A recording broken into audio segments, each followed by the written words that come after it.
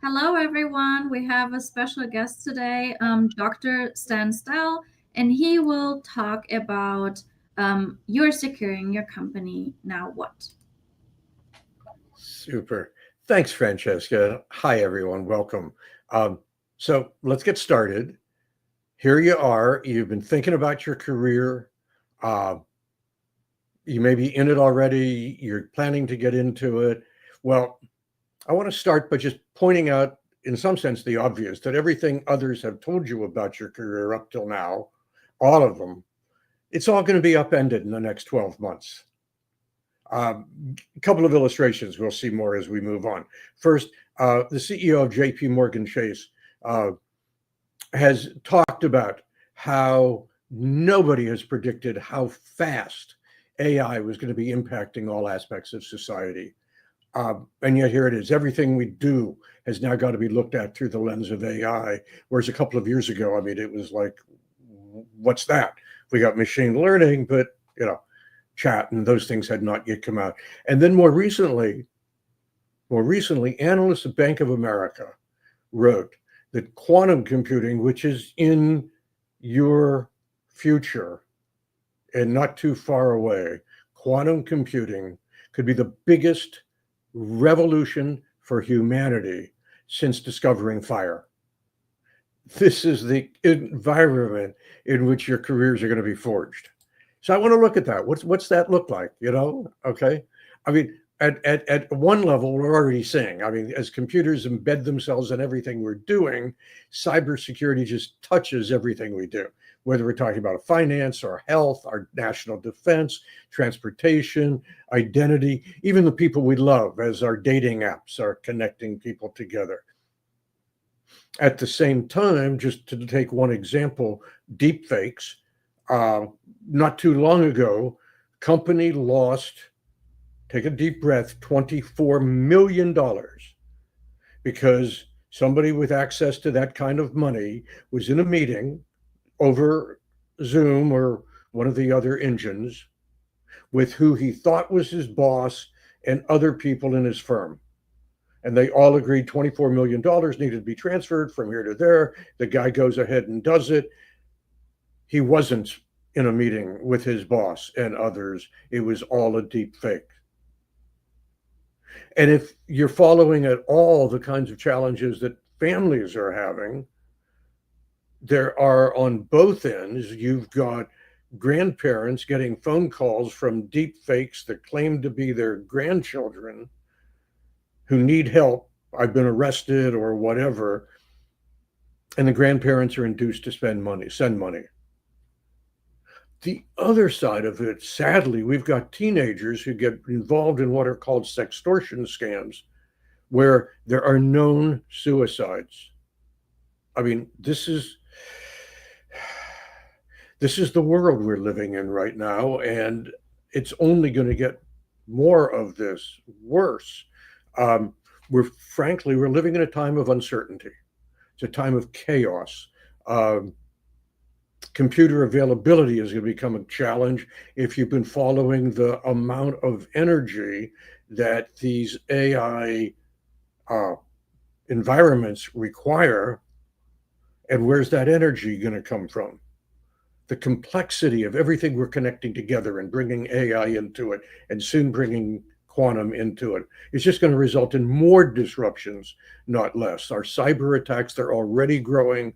You look at FBI reports, you see that regularly.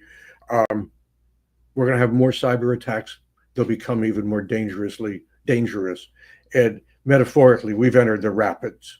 What has been a somewhat slow-moving river, and I'll show you a little later how slowly, in fact, it's gone. We're now in the rapids.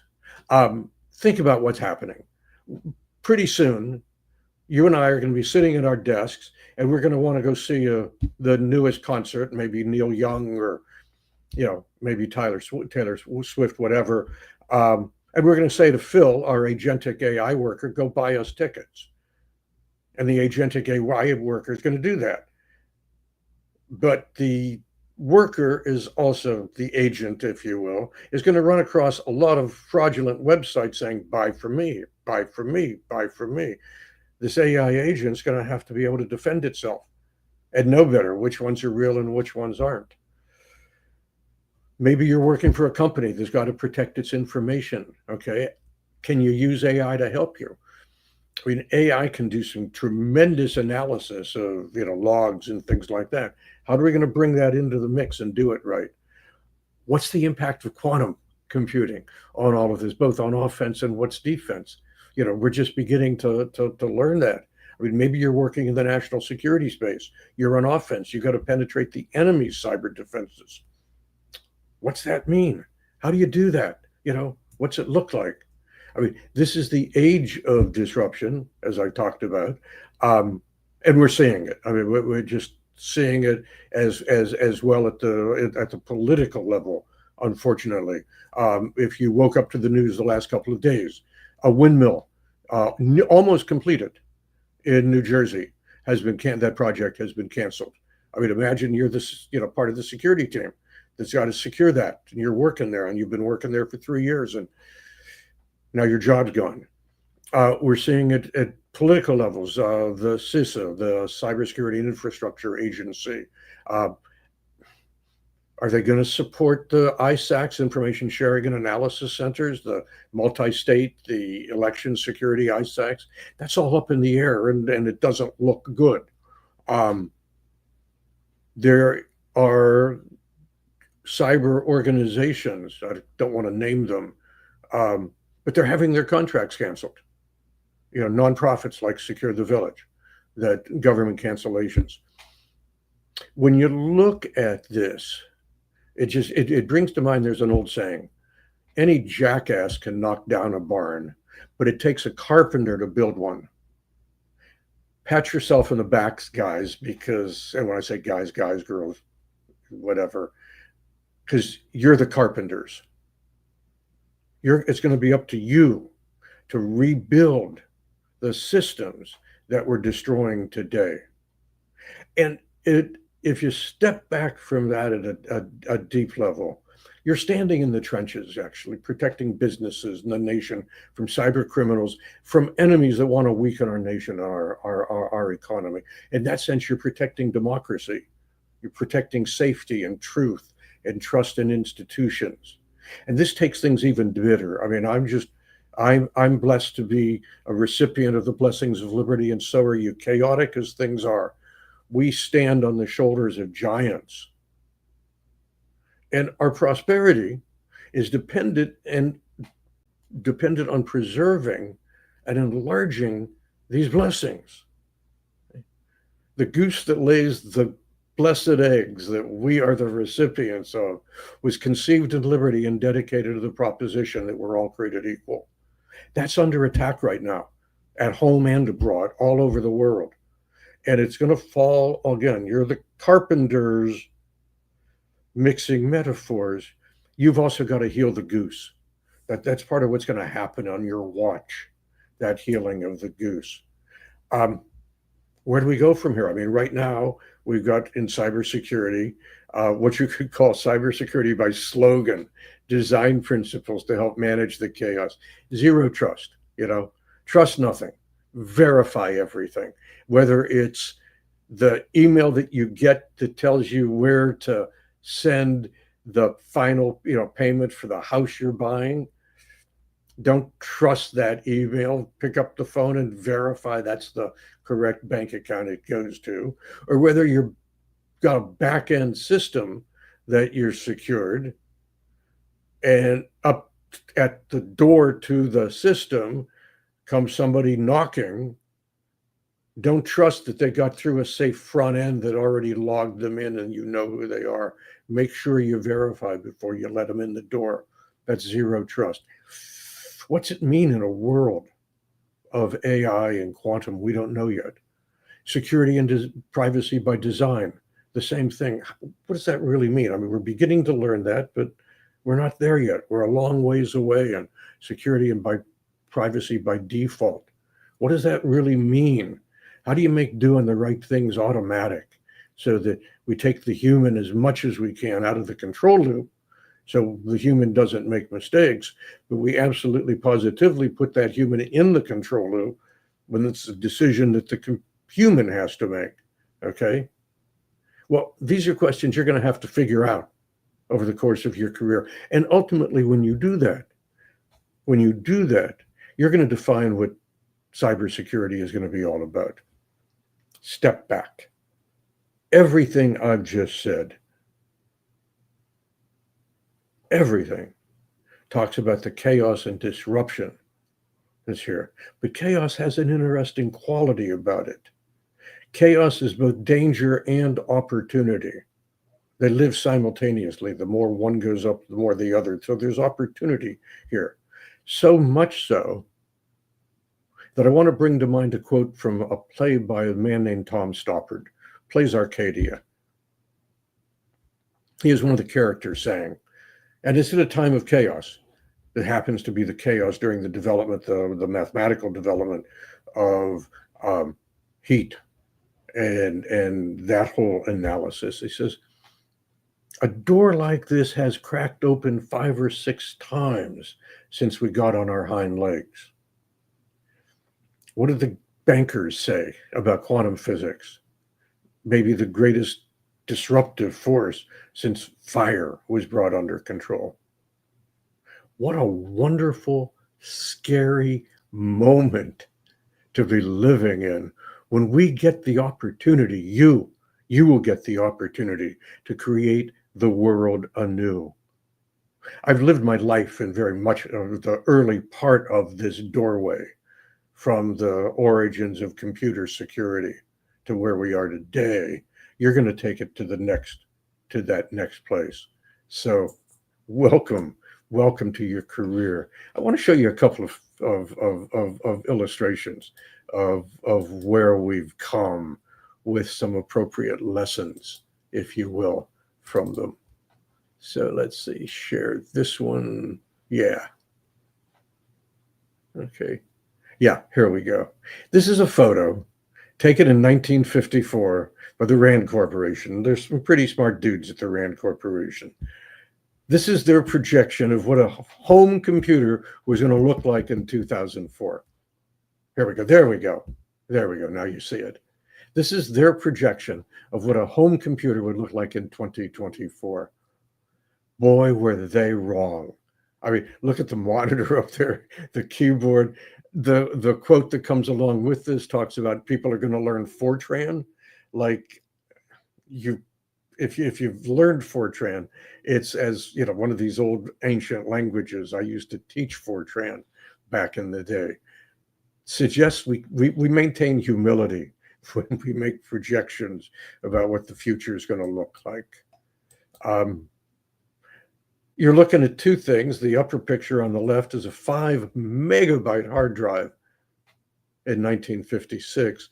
What you're looking at in the little picture on the lower right, that's 400 gigabytes today, not 5 megabytes. But that's how far we've come, how fast we've come, right? The next on this list, this is the lunar lander. Okay, you've got more power on your cell phone, your smartphone, than was built into the lunar lander. Okay, that's how fast this stuff is moving. And even as it's moving fast, the next slide says there's a warning here. On the left is the first ever paper written about cybersecurity in 1970. It was done by Willis Ware at the Rand Corporation. On the right is where that took us 15 years later, the Department of Defense, Trusted Computer System Evaluation Criteria, which was the beginning of formal development of cybersecurity. Some of the engineering principles of that document are still in what we do today. It took 15 years to get that done. We don't have 15 years. You look at the battlefield in Ukraine, the technology in the battlefield with drones and things like that. It's measured in weeks, not 15 years. Not 15 years. And certainly not 15 years when you look at this next slide. Okay, this is a little chip. It's a graphic showing packing a quantum light factory into a 1 millimeter square CMOS chip that combines photonics, electronics, and quantum hardware with traditional silicon manufacturing that can achieve mass scale. It's like an oh my God moment, and it's here. It's here. It's here right now. So, what's all this mean? What's all this mean to you and your career? Okay. Future doesn't belong to the fastest or the strongest or the smartest. It belongs to the most adaptable. There's both bad news and good news in that. Bad news is, much as we want to be adaptable, the only thing we can control in any of this, as the outside world evolves, so to speak, are our thoughts. How do we react to it? How do we interact with what's going on out there? Good news is, if we do this, if we practice this, neuroplasticity kind of will embed it into our brains, into our being, if you will. Hockey player Dan Cleary, if you're a hockey player, hockey fan, you may know this. He said, "You choose your own attitude," and that means we choose to be adaptable. And we'll come back to what are we doing about quantum. I just saw a question. What skills matter now? Let me talk about the skills. You're right in. That's where we're headed, because there's three main skills. If adaptability is the goal, the skills you got to have are what are you connected to, and those three things are community, to knowledge, and to greater purpose. And we're going to look at each of those now. So when you talk about what should cybersecurity professionals be doing about quantum computing in terms of career development, doesn't have to do with quantum computing. It has to do with what you've got to be in order to take advantage of the skill opportunities, the career opportunities that are going to surface with quantum computing that have not yet surfaced. We do not know yet what those skills and capabilities are going to be. What we can talk about is what you must be to be able to take advantage of those. Okay? First of these is to connect to your community. I started a nonprofit called It Takes a Village to Secure the Village on purpose, because it takes all of us working together. Your career is going to be shaped by the people who know people you know. It's called the strength of weak ties. That means get on LinkedIn, connect to Secure the Village, connect to ISSA, ISACA, all the ISACs, whatever you're working on. If you're working in quantum, going back to your question, connect in with other people working in quantum. You'll figure out what the skills you need to have. And another key, and very key piece of it, we're going to see a lot of failures over the next few years. We're already seeing it. The MSISAC goes away. If we're shut down windmills that are almost in completion and we throw people out of work, there's going to be a lot of opportunity to really get discouraged here. Please don't get discouraged. And not just for you. Hope is contagious. And hope is one of those things we need if we're going to get past this chaos that we're living in, right? Václav Havel, the man who became the first president of the Czech Republic. Hope is not a prognostication. It's an orientation of the spirit, an orientation of the heart. Keep that in mind. Keep that very much in mind, and share that hope with others. I want to play a little short video to demonstrate what I mean about it takes a community. So let me share my screen here. Let's go to this. And here we go. Let's get this up on screen. and then I'll start it. Okay. So this is the community at work. This is a water buffalo. That's a lion.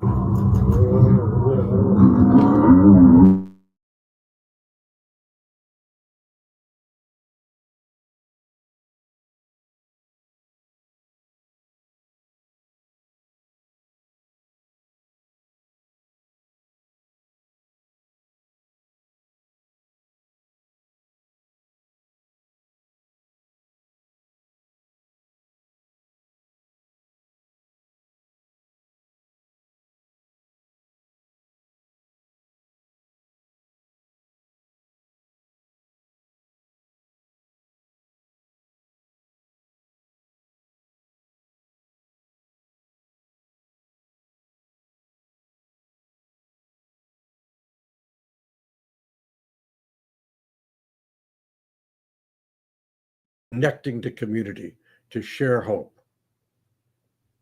Okay. Next thing is connect to knowledge, to always be learning. Again, it goes to the question of what skills do you need for quantum?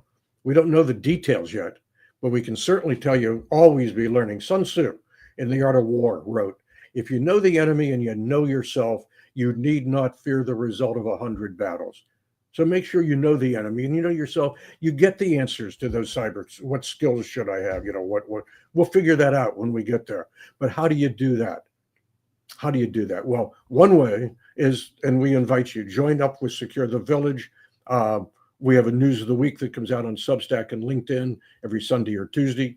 Uh, I write a weekly paper, a weekly essay on reasonable security. Um, come join that. And we have a weekly, a monthly webinar called Cybersecurity Connect. It's the third Tuesday of each month. Please join us there as well. Join us there. Beyond just that, take a look at something you may not know about called the CyberCanon, CyberCanon. It is a set of the best books in cybersecurity. Books on every topic. The Cuckoo's Egg, one of the first books on cyber, is there, along with others. Get to know that. Get to know the CyberCanon.